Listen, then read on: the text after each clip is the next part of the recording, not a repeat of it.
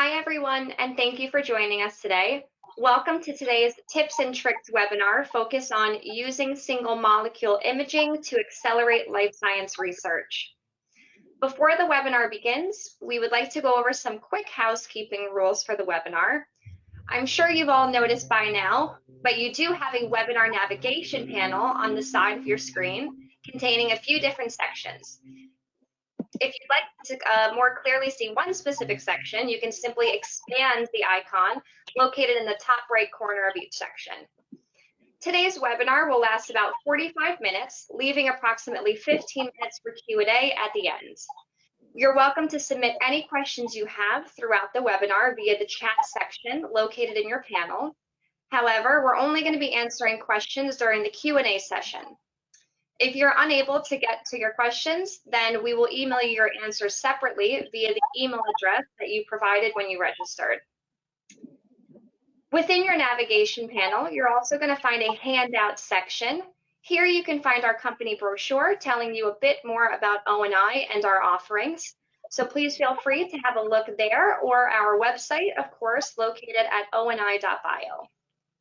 Please note that today's webinar is being recorded. Within the next day, you will receive a thank you for attending email with a copy of today's webinar to refer back to. In addition, a video recording of today's webinar will be stored on the resources section of our website.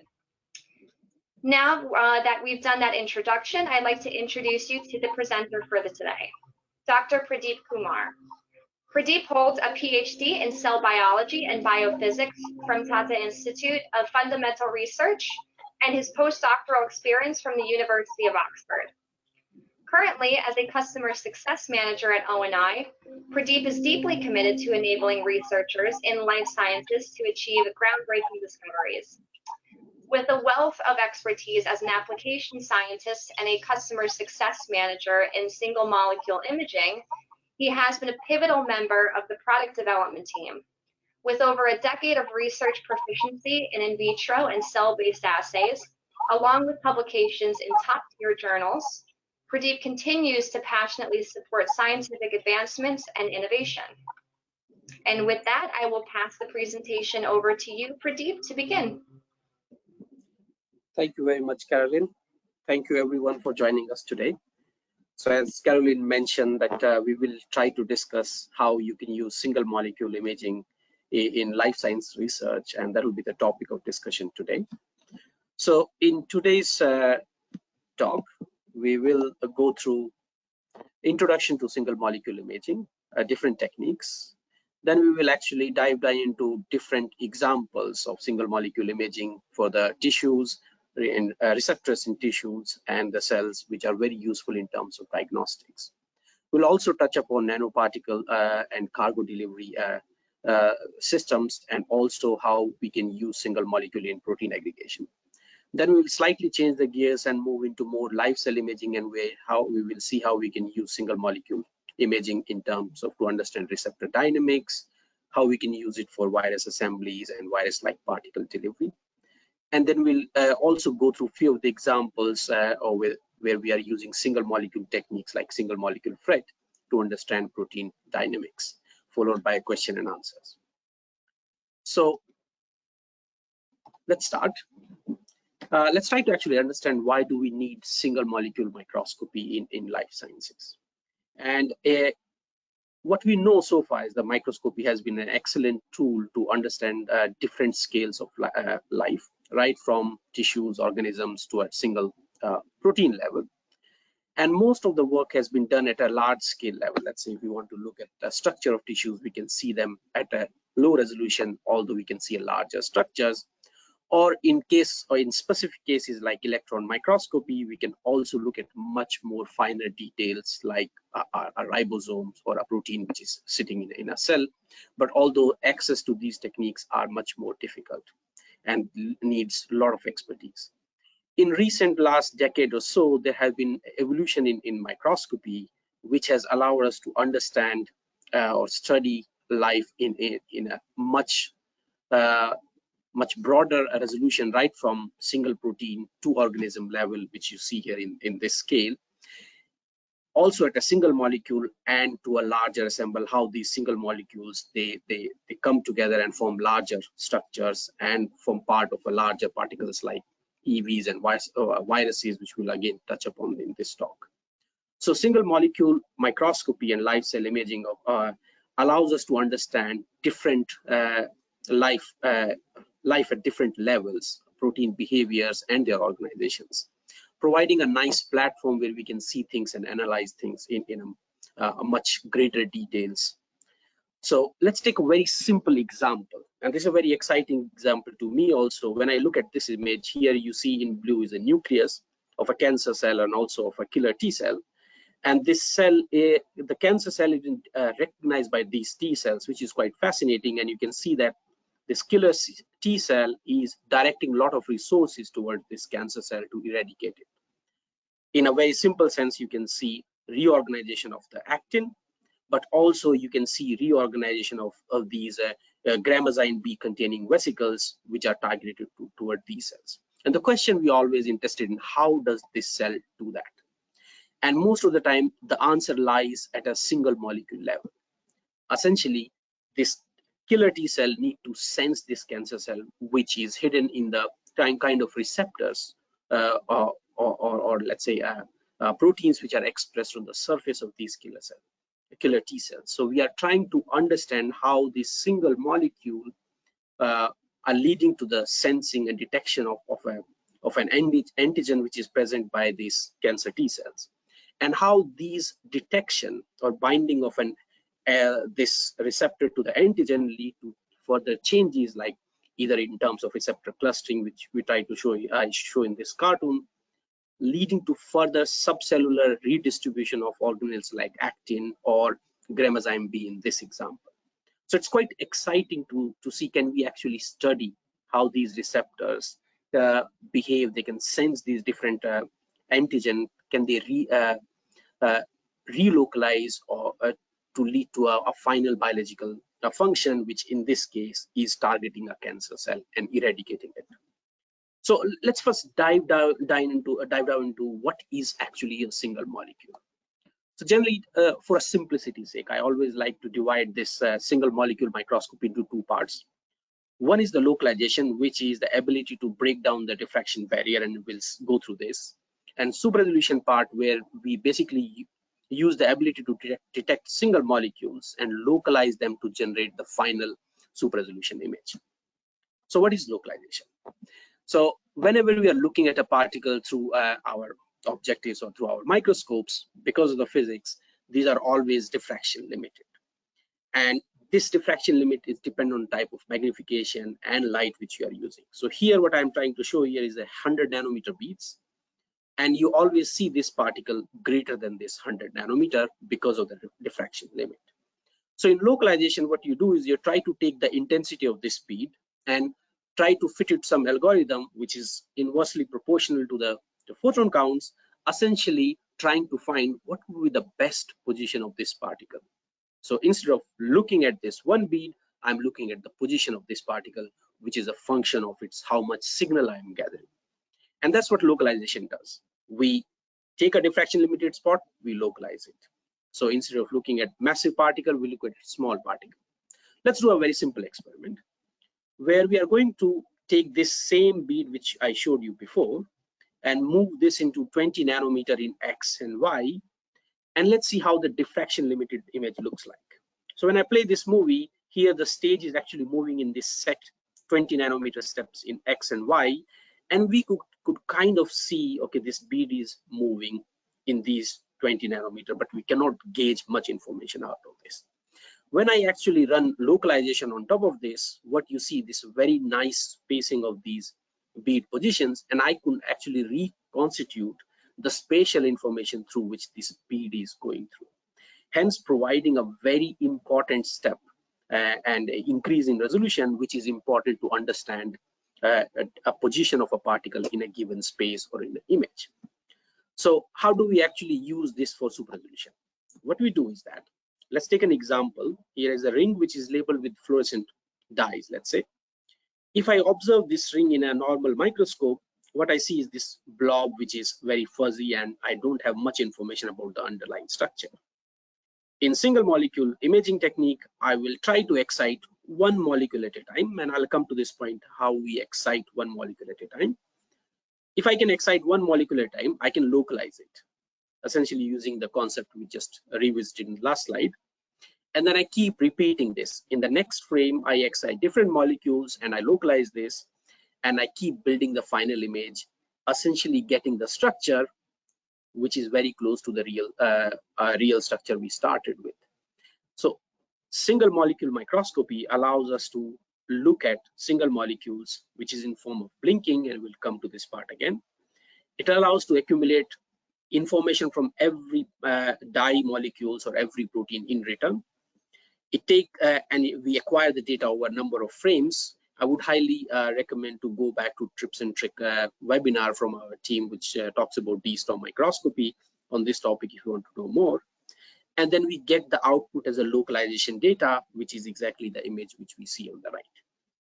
And this is a very, very quantitative information because we can convert this into and look at this information in a different manner, which I will again cover in the course of this talk.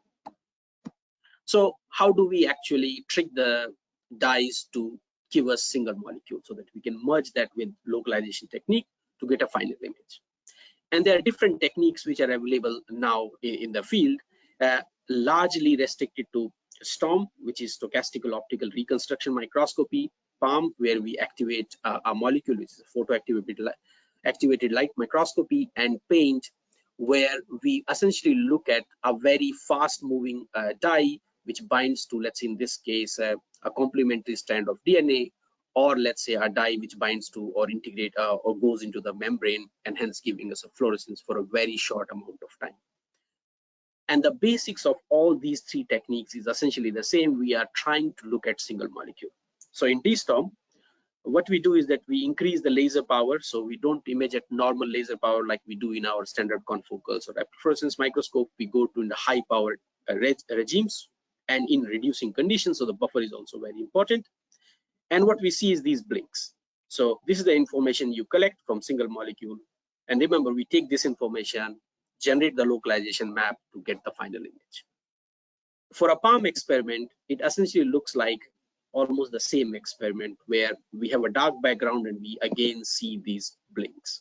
So here, when I start the movie, you probably will see there is a dark frame, which is the pre-activation. And when I activate with a 405 laser, I could excite this dye and see their positions. And DNA paint or PAINT also resemble the experiment in one sense that we are actually looking at all the time a single molecule and combine that with the localization technique. There are many more techniques which are there in the single molecule regime. In fact, if you go to ChatGPT and ask it, it might give you like 15 or 20 techniques which are built upon these already defined concepts. So it's very interesting how this field is also evolving in these times. So let's actually now dive into some of the examples and see how we can understand or use these single molecule techniques in diagnostics and therapies.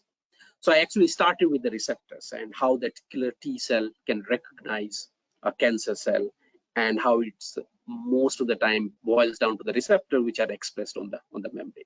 So this is again an image of a T cell in TUF illumination. So again, a very high resolution sensitive image. We could see the membranes. So here the way it is, the cell is stained is by using a lymphocyte factor antibody, which is labeled with Alexa 647, and this is an antibody which targets an integrin protein. So we could see how this cell adhere to a different how does the integrin proteins they respond within these cells. So this is again a diffraction limited image. Again, it is 250 nanometer resolution image. Very nice. We could see the distribution of these proteins. But what we are missing, if I want to correlate this with a response of this antibody binding, is how these proteins, these integrate proteins, how they are reassembling themselves when I add this antibody. So while I can see this protein decorating the surface, I'm not able to dive deep into the protein reorganization which can allow me to gauge the better therapeutic response. So let me show you a DSTOM image where we, by using the local single molecule and localization, now we can actually generate these localization maps. So one thing you will realize immediately if I go back, that there are a lot of data which is appeared when we were not able to see before, because single molecule technique allow us to see those single molecules which are not visible in normal or diffraction limited microscopy. But further, it allows us to understand how is the individual proteins are distributed, where they are, but also do they form larger protein clusters in response, let's say in this example, to an antibody. So essentially providing a very nice platform where we could monitor single cell receptor profiles and correspond them with the therapy which we are trying to assess. And this could help us in engage about the efficiency and toxicity, and also hopefully in adjusting the therapeutic doses. So providing a very interesting platform. So let me actually bring back the point again of the receptors. So this ties very nicely to that we want to understand how these single molecules which are present on the membrane, how they respond to an antigen. And this is a very nice example of antigen antibody and antigen interaction. Now, this technique can also be, this is an example about the therapeutic response, but this can also be used to understand in a diagnostic settings. So this image very nicely, this is an image of EGFR like receptor in colon cancer tissue samples. This is a negative control where we don't have any antibody, and there is a background which you see from the tissues. There's a non-cancerous adjacent tissue to the cancerous tissue where you could see the distribution. Here, color actually refer to the density of these proteins, EGFR-like proteins. And in cancerous tissue, you see the density of these proteins are very high, and they prefer to stay on the membranes. So kind of could be leading to a very dense or heightened signaling responses. So kind of highlighting that if we use the single molecule microscopy, we could actually get a very analytical feel of how does the protein of interest is distributing, and how they are distributing in a more subcellular environment, which could be a very nice marker for the diagnostics. And in fact, we can actually imagine here, if we look at different stages of cancer, how does this protein behave, could be a very interesting work to understand, can we detect cancer way earlier than we can these days.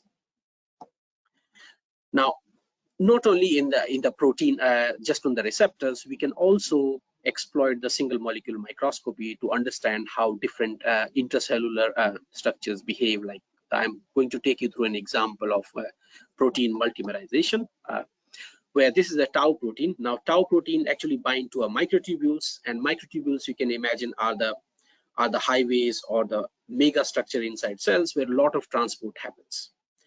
Now, if a lot of this tau protein can bind to this microtubule, it can actually block it, but also the aggregation of this tau protein can lead to much more detrimental effect on the neurons, and hence diseases which are related to aging or neurodegeneration. Understanding this aggregation of proteins is quite useful, because then we can design a better therapeutics, because it's always like, if you want to cure something, it's very important to understand how it is happening, and can we design targets where we can stop forming of these aggregates right at the stage 1 rather than stage, let's say, 10. So it's very important to understand different stages of this and characterize the system very nicely, and that's where the single molecule microscopy can be super useful. So here you see the microtubules, and microtubules are nicely decorated by these tau proteins. And if I actually take this whole cell image, and what I am doing is, this is the single molecule microscopy. This is work done by Melike's lab in UPenn. We are clustering these localization data. Essentially, we are trying to understand what are the larger platforms or cluster of these proteins which are underlying these localization data. And if I show you a zoomed image, you could easily make out that this tau protein is present in different type of clusters. There are small clusters, they are larger, they are reticular, they're branch clusters.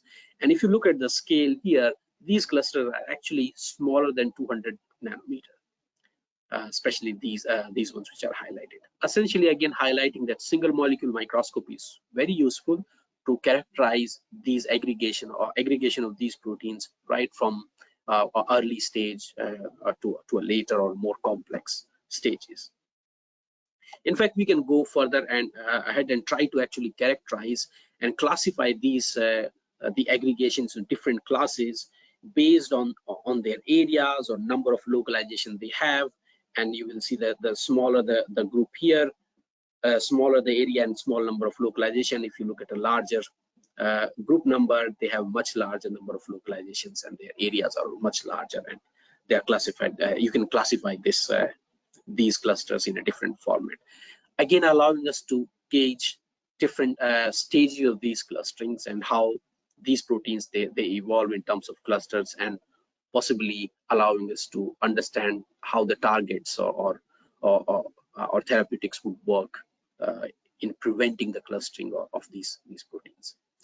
Now, so far I have talked to you about the receptors, I've talked to you about the proteins, but we can also use single molecule microscopy in understanding cell-to-cell communication.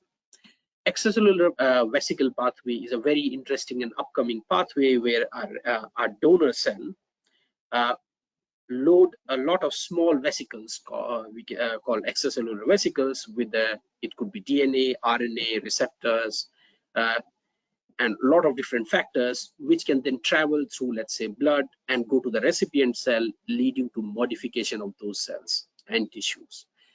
This has shown to be a massive implication in cancer and also in gene delivery systems. So understanding how these nanoparticle works, what are their composition, and how can we actually modify for better targeting is of high interest right now. And these particles are of size up to 300 nanometer or 30 to 300 nanometer, and kind of actually works very nicely with the single molecule techniques because they are small.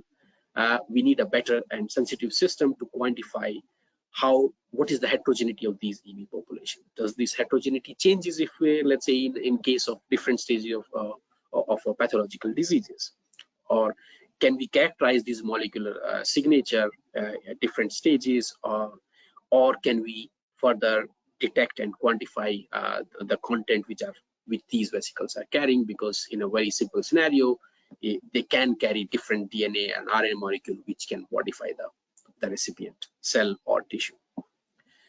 Not only that, single molecule techniques can be very useful in terms of understanding viruses. So viruses have been all of us have been very familiar with the viruses, and a lot of work has been done in how the viruses are formed, how they infect cell, how they are released, and large amount of high resolution work has been done by electron microscopy. And this is a very nice image of a electron microscope where you can see these vesicles or virus-like particle surrounding the cell. You could also see some ER decorated with ribosomes, some mitochondria, and some other different cellular organelles. But electron microscopy require a lot of expertise and a lot of time investment, but also we cannot understand how one protein is distributed in this. But also it will be very difficult to understand how multiple proteins are interacting using electron microscope. Those works have been very, very tedious. And that's the advantage of using single molecule fluorescence-based microscopy, where you could, so far, if we use diffraction limited image, we could see how these viruses are infecting different part of the cell, but we cannot get much detailed information. So this is an image of HIV reconstructed virus, where you see the glycoprotein, which is engulfing or encirculating the cellular host factors. And just to compare, you can look at the TM image and also the wide field image, where we don't see much structure. It allows single molecule techniques allows us to understand the structures and the proteins which can be engulfed in the virus. This is basically a line plot of the number of localization you see across this dotted line. Now, similarly, in the nanoparticle field, we could also understand how or what type of cargo is loaded and where it is loaded, is it inside or outside. This is a very nice simple experiment where we have extracellular vesicles. We treat them with DNAs. Essentially, we are using strength of biochemical techniques like DNAs, polymerizations, and antibody staining, and then try to image using single molecule techniques, where we could see DNA which is inside, outside and inside. We could also just see the DNA inside, where or you can just simply degrade using DNAs. You can remove all the DNA and you don't see any DNA in these nanoparticles. You can further quantify these data to understand what is the fraction of the DNA which is present inside versus the outside, or what fraction has DNA or they don't have DNA at all. So giving a very quantitative way of understanding these nanoparticles with respect to the cargo which they are carrying, whether they are inside or on the surface of these vesicles. So far I have talked to you about G-storm, fixed cells, and single molecule microscopy, but we started with the parameter that we want to understand life at a different time scales and how different proteins they come together to form larger structures. So live cell microscopy is a very crucial part of it, because life is always moving. We need to see everything in action to understand. Let's say one protein is moving, but if merged with second protein, it might actually, how fast is it moving? Will it actually stop? So we could ask those very important questions and try to understand the biology behind it. So let's start with our favorite topic, which is receptors. So here is a live cell image of receptor CD36, which is labeled with a PA photoactivable dye. So if you remember previous tips and tricks also about live cell imaging, we talked about the PALM, or I also showed you about the PALM technique, where we excite just few molecules. And this allows us to actually study the kinetics of how individual molecules are moving around. We can also generate a localization map, which kind of shows that molecules which are dense are highlighted in much brighter color, warmer color compared to blue, where these molecules are more active. But also we can find out how fast they are moving in terms of diffusion coefficient. This is a map which shows that red is basically high diffusion coefficient, and green and blue are lower and lower diffusion coefficients. But if we can zoom in, we could also zoom into areas where we can see there is a receptor cluster which are much more static compared to a receptor cluster which is moving much more freely in this sense. And this could allow us to understand what are the different states of these receptors are present, and does these states changes. Let's say we talked about the LFA1 example, where if I add LFA1 or an antigen here, does the behavior of these receptor changes or not? So it actually provide a very unique tool to understand the behavior of single molecule. We can also take it one step further, and we can also look at how does two proteins work, or how two structures work together. We can do two-color imaging in a single particle tracking, and this is an example of transferrin receptor, which is again highlighted here as a TFR, and body P, which stain lipids. And you can see that these are the tracks of these transferrin receptors, and sometimes these transferrin receptors they co-transport with lipid droplets, essentially allowing us to understand where are the points where these proteins interact in real time. We could also track and map these molecular networks. How does these networks evolve over time when we are looking at the live cell, allowing us to understand what are the fate of a molecule in a given cell or a given biological context. We could then also focus on individual route, try to find out the properties of this, how fast they're moving, are they changing their direction? Because in some places you could see that this particle is moving, and it might actually turn the direction and move into a different direction. So we could ask very deep and single molecule questions, which are very fascinating to understand how they affect the biology of a cell in question. And we could also visualize interactions. Essentially, when these two tracks are moving together, we know they are interacting in space and time. Now, not only proteins, we can also take one step further and try to understand how does these live cell imaging experiment can allow us to understand viruses or virus-like particles or nanoparticles, which we talked about. And this is a very nice example of surface binding of these virus-like particles. Also, you can wait for some time, or in this case, these cells were treated with different ultrasounds. Sorry about that. And you can see how they are taken efficiently, and you could also measure the efficiency of these uptakes using live cell assays. And further, where these molecules they end up, or these virus-like particle end up, they aggregate. Do they actually end up in lysosomes, or do they actually end up in recycling vesicles? So we could ask those very crucial question about the fate of these virus-like particles. And we can actually take this one step further, where we can look at a real one of the a virus here, which is influenza, which is tagged with the dentra, which is a photoactivable protein. And you could look at different subcellular part of the cell. This is the apical membrane, and this is the basal membrane, to understand how, which are the areas, or how does virus assembly happens, which parameters are changed when virus is undergoing assembly. Here, what you see in the apical membrane, that these viruses, they are slowing down. Essentially, they are forming a part of larger structures. So these are the places where virus assembly is actually happening. And most of the proteins which are feeding these virus assemblies coming from the basal protein, because here the movement of these proteins are actually much more faster. So providing a very unique insight into how the virus assembly happens within a given cell, and then later on it could be that these viruses are actually released from the apical membrane. So we could understand the different stages of virus protein behavior when they undergo synthesis or assembly lines. Now, we could also have the capability to merge the techniques like D-storm and live cell imaging, where in one, using D-storm, we could also understand how much or what is the amount of a cargo which is present in the virus-like particles or liposomes, which we are looking at, let's say, in this example. Here, you have the liposomes which are loaded with the mRNA, and what you've seen the membrane stain here, essentially. So this way, you could first characterize how does the batch looks like in terms of, let's say, mRNA loading, but then you can later on load these or add these liposomes to a cell to understand what are their subcellular fate. So far, I have discussed with you about different type of single molecule techniques with the D-storm, PALM, and to understand the receptors and in tissues, and how the virus movement can be tracked, how we can understand virus assemblies or different receptor dynamics.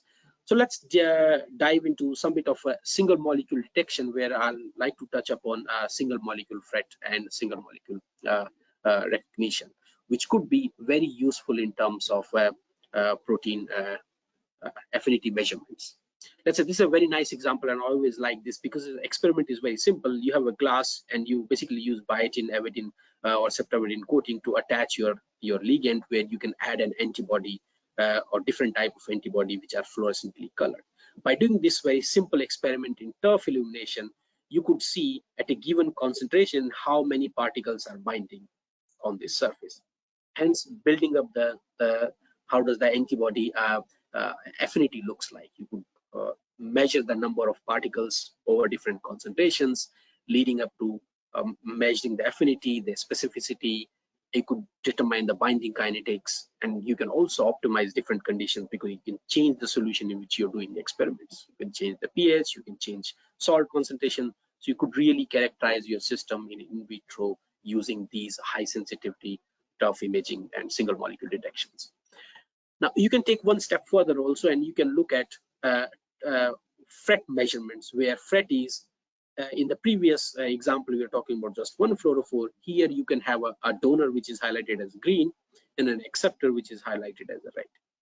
So when you in FRET experiment, when you excite donor, and if they are very close to each other, and we are talking about 10 nanometer, then there is an energy transfer from green to red dye or donor to acceptor.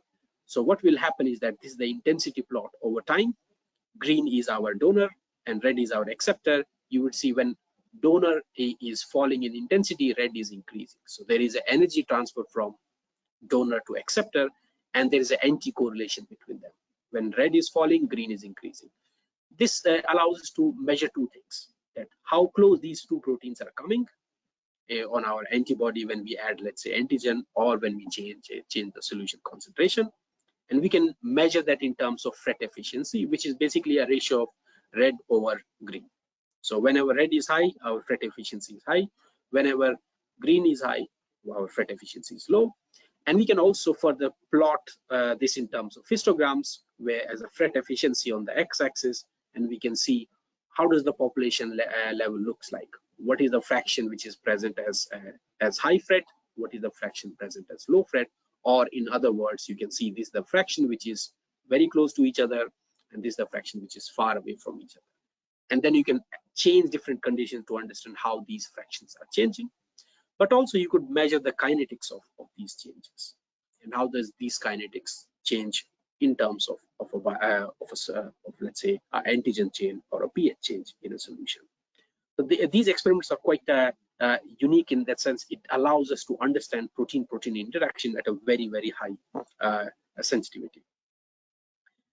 This is a very interesting example where this group, Wong et al., they use a single molecule FRET to understand and characterize the anti-tumor property of SRA3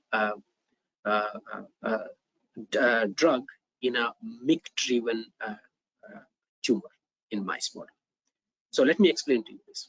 This is a mRNA where we have two amino acids, and when these two amino acids come together, there's a FRET happening.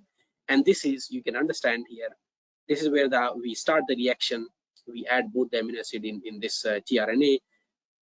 Normal state, when there is no drug in the DMSO, there is a constant flow of new tRNA and new amino acid formation. So that's why there are constant populations of these fully accommodated tRNAs and ribosomes, and basically these GTPase activity elongation step.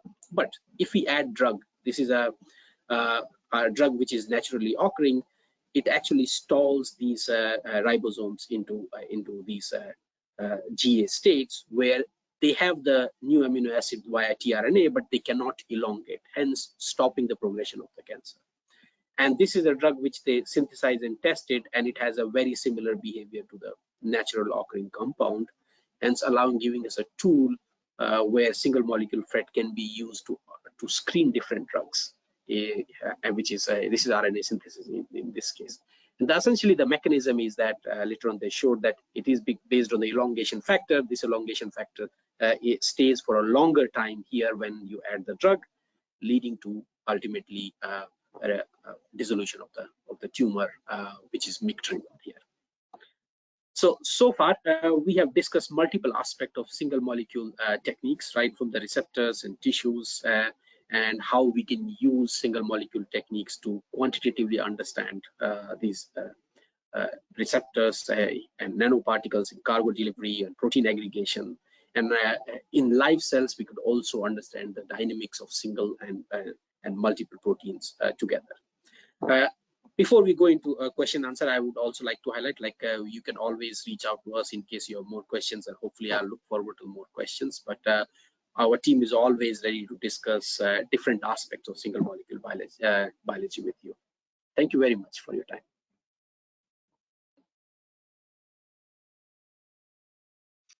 Great. Thanks so much for your presentation, Pradeep. I'm sure everyone learned some new single molecule imaging tips and tricks today, so we appreciate that. And we are now going to open the floor to some questions for Pradeep, which he is going to be answering live. So once again, if you do have any questions, please feel free to drop them into the chat section of your panel. And it looks like we do already have a good amount of questions coming in, Pradeep. So I will start with the very first one. Yeah. How do you choose the best suited technique for a particular biological question? It's a very good question, and a very interesting question also. It depends on the type of question you're asking. Let's say the question is more about the dynamic nature of the protein you are studying. Let's say I'll again take a simple example of receptors. So if you are interested in understanding how dynamic a receptor is, then using palm technique is always very easy technique, where you can label your protein of interest or with the palm dye, or these days halo ligands are also available. You could tag it with the halo tag and then use halo ligands with a palm dye, and that allows you to understand the kinetics in live cells. Now, sometime when we work with tissues, this is actually much more difficult. So we could then use the de-storm techniques or largely de-storm techniques because they're easy, they're antibody based. You can choose the antibody against your protein of interest, which has a compatible de-storm dye, which will allow you to do single molecule experiments. So it depends on the type of experiment or access to the sample. That is always the defining factor, and then you can build from there. Great, thanks for that answer, Pradeep. Okay, moving on to our next question. For SM fret, how do you account for bleed through across channels? Very excellent question, actually. SM fret works on the ratiometric property where you take the acceptor fluorescence and divide it with the total fluorescence you get in acceptor and donor. So essentially, you are more interested in the states rather than the actual amount of transfer. If the bleed through from donor to acceptor is not very high, it's like 5 or 10%, then it will probably not affect your measurement. But if the bleed through is very high, then you will not be able to. That basically dye is not a great dye for SM fret. But you do take care of the bleed through by just dividing by the total fluorescence you are getting. There are much more complicated measurements which we can do, which are normalized fret, or you can do measure absolute fret where you reduce this bleed through also. But in most of the time in biology, we are largely interested in the change in different states. So that's where the ratiometric fret works very nicely. Okay, great. Thank you for that. On to the next question. What is the smallest excitation beam diameter requirement for D-storm? Oh, wow, that's a very interesting question. We will have to ask our hardware team actually for this one because I don't remember on top of my head what is the beam width we have on nano imager. So I might have to defer this question. Sure, no problem. Okay, our next question is, what are the key considerations for sample preparation for super resolution microscopy? It's a nice question. I would definitely suggest to look at the tips and tricks seminar, which was talking about the D-storm sample, D-storm technique per se. Largely, there are two aspects here. One is how much of background you are getting from your sample is always the first question. Because if you remember, I was showing the tissue example where in the unstained sample, we had some amount of background. So it's very important to characterize what the background looks like. Then second is about, can we use a primary directly labeled with the compatible fluorophore? So second, the fluorophore is very important. Let's say if I use Alexa 647, which is nice for D-storm, it's great. But if I use Atto 633, which is good for not good for D-storm, then my technique will actually not work. So we need a dye which blinks very nicely, and we need to have an antibody which can recognize our protein of interest faithfully. I would, however, always recommend going with labeling your primary antibody directly, but to simplify the experiment, you can try to start with primary and secondary, but it's very, very essential that you reduce the linkage between your protein and your dye. So if you have the option of directly labeling your protein of interest, that's actually the best way to go with D-storm. But as a starting experiment to understand how your system is behaving, what is the background looks like, you can choose a much simpler approach. Great. Okay, on to the next question. Similar to the first question, but more specific, to visualize mRNA cargos encapsulated in LNPs, which super res module would you suggest and why? Yeah, I would definitely suggest to start with D-storm, because in especially let's say if you have the ability to capture the nanoparticle on the surface, you could stain. Those nanoparticles are not moving very fast, they're static. You can use D-storm technique easily because there are some let's say you can use beacons to label the mRNA, or if you're lucky, you might have a tag already with the mRNA which are Site 3 labeled. So those are compatible with single molecule D-storm imaging. That is always my first choice because it's easier, it's a simpler system to work with. If you can also use let's say a tracking technique, but it will not give you, let's say if you want to use palm technique, we don't have, I'm not very familiar with any actually palm dye used with mRNA so far what I've read in the literature. You can label, let's say the beacon I was talking to you about, which can label your mRNA, you can use that to track or measure the size of the particles. But to look at the single molecule, I would always advise doing DSTOM because you can capture first the particle to the surface and you can use your beacons to stain your mRNA, hence giving you the option to use DSTOM technique to image your particles at single molecule. Great question and great answer.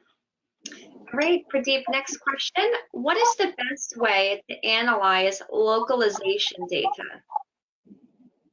There is no single answer to this question. It's a very interesting question. It depends on the structure which you are looking at. So if you are interested in protein, how your protein is organized, let's again, I'll take an example of receptor. You can use clustering technique to understand how does the cluster size changes with response to my let's say antibody or antigen which I'm adding. So that way you can understand if a cluster is changing from say 20 nanometer to 100 nanometer, you can do that.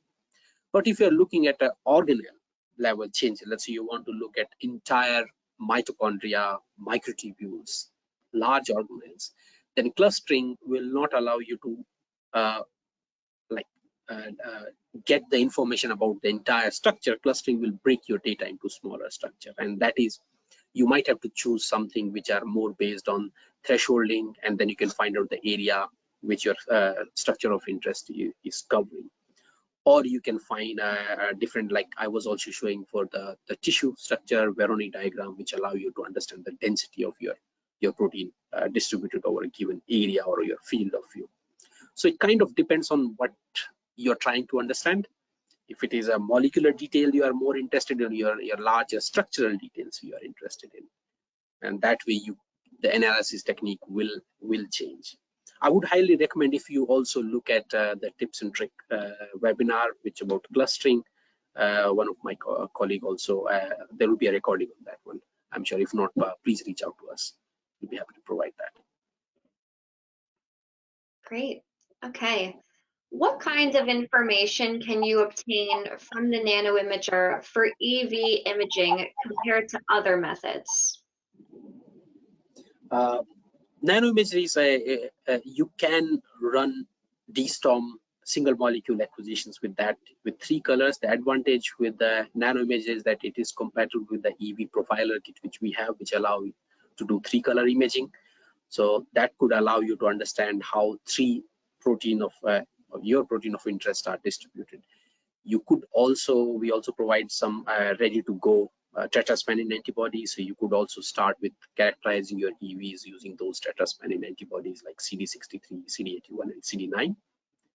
So I would definitely recommend looking at the details of the EV profiler kit because it's a very nice ready to go solution to characterize EVs for 3 protein of interest to start with, and it comes with analysis. So it's actually very nice if you reach out to us or if you look on our website about that. Great. Okay, next question. What is the best super resolution technique for understanding the morphology of my structure of interest? Great question. It's a difficult one to answer also. I'll be honest on that one, because it depends on what structure you are looking at, one. Second, whether it's inside cells or inside tissue, how deep your structure is from a cover slip surface. Let's say if you are looking at tissues, you might have to section thin tissue sections like 5 microns or 3 microns to understand or to image your protein of interest. So DSTOM again is a much easier to use technique because you can exploit already existing antibodies with a compatible fluorophore to understand your protein of interest. If you again want to go into live cell then or just cells in culture, you can choose between PALM and DSTORM to understand your protein structures and how they are organized within the cell. Paint is an upcoming field where you could use antibody tagged with the DNA and DNA hybridization. In my experience, it takes slightly longer time in terms of standardization because there are additional steps involved in this, but DSTORM and PALM are much more simpler in that case. Okay, great. On to the next question. Someone said, hello, Pradeep. Is it possible to adjust high-low light angle to get 3D reconstruction of tissue sections? So hello, yes. High-low is used to increase signal to noise ratio to get better 3D reconstructions using DSTORM. You can choose the cylindrical lens which is there in the nano imager so that you can get a high resolution 3D structures. Otherwise, if you are looking at diffraction limited 3D rendering, you could actually use you can move the stages in like 300 or 400 nanometer steps and reconstruct the image in 3D. It will not give you a high resolution image, but it will be a diffraction limited image. But high-low is largely used to increase signal to noise ratio. It probably will not allow you to section your sample and do a 3D rendering. And speaking of that, can you share your tips to clean up single molecule data to improve signal to noise ratio? That's the first thing to start with is, as I think I suggested previously also, what is the background you are getting from your cells? Many times, like if you're working with cells, you might have phenol red, which is giving background, or you might have some autofluorescence when you fix the cells, which is giving background. So quenching that fluorescence using glycine or ammonium chloride or sodium borohydrate, you can reduce the amount of background you are getting. Then second, choosing a best and bright dye. Like if you choose Alexa 647, then you can actually understand what are the properties of Alexa 647. It's very well characterized. That will allow you to get much better signal to noise ratio. This is about the sample. In terms of acquisition, like in nanometer, you can adjust the illumination angle from epifluorescence to high-low to tough. Now, if you want to image things which are very close to the surface, like receptors, you could use tough acquisition to increase or get best signal to noise ratio. If you're imaging structure which are slightly deeper into the cells, like endoplasmic reticulum, which is in the cells, or mitochondria or microtubules, you could use high-low illumination, which will still give you better signal to noise ratio to get much cleaner signal. Okay, great. Next question. How can I assess for aberrations caused during SMLM imaging? That's a great question, actually.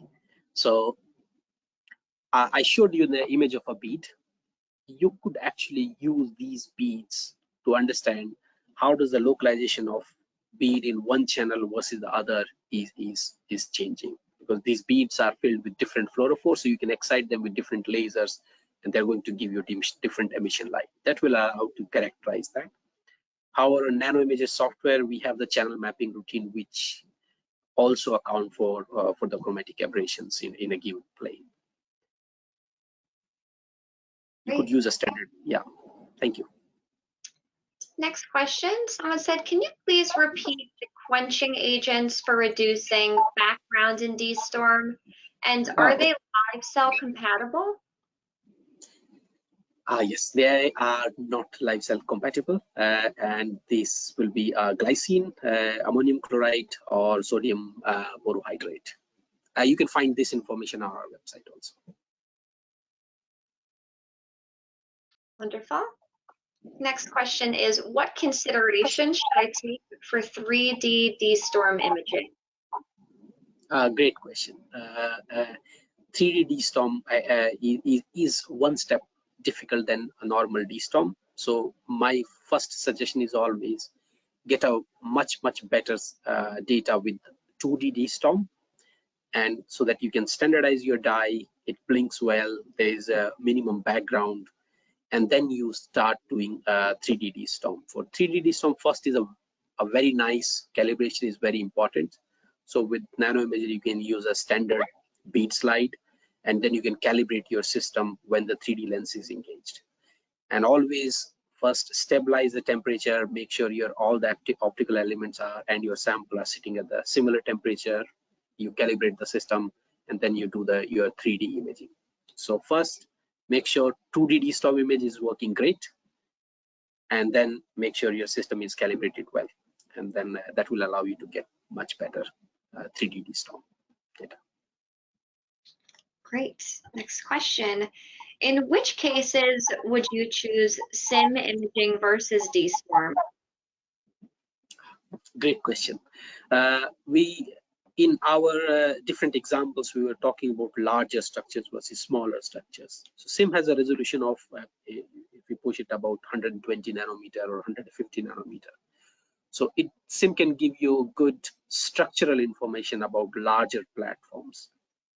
So let's say if you have talk about how does the ER is organized as an entire structure, it can give you information about that, but it will not allow you to give information about single molecules and how those single molecules are diffusing in the given space.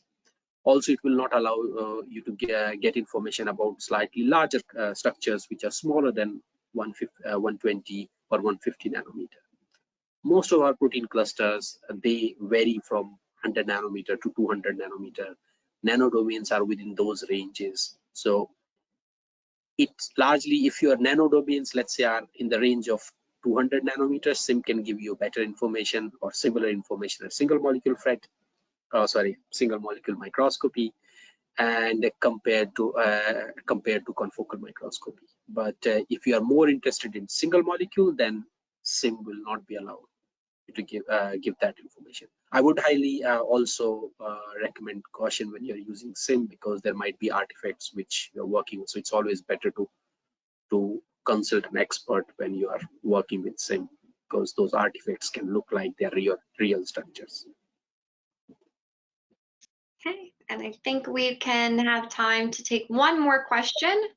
The last question is, how many EVs can you analyze in one SMLM experiment? We have, I think I've seen data at least up to like 8 or 10,000 EVs in a given field of view. That is quite a good number of EVs. We can also clarify if this number is larger in our in-house testing, but I think you can analyze up to 10,000 EVs, or 8 to 10,000 EVs in a given field of view. Okay, and it seems that we are now getting close to time. So a very big thank you for the presentation again, Pradeep. And if we were unable to get to your questions, we will do our absolute best to contact you and answer your questions individually. So once again, this webinar was recorded. Therefore, if you need to refer back to it, you can. And Pradeep did mention a few different tips and tricks webinars that we hosted in the past throughout his webinar today. And all of these recordings can be found within the resources section of our website. So just make sure to check them out. And thank you for all the attendees for joining us today. And upon exiting this webinar, you will receive a survey. So please just fill out that survey to provide us feedback on your experience today, and tell us if you're in need of being contacted directly by ONI, and if you want to learn more information about our offerings, or just have more questions that you have for us. And on that note, thank you and have a wonderful day.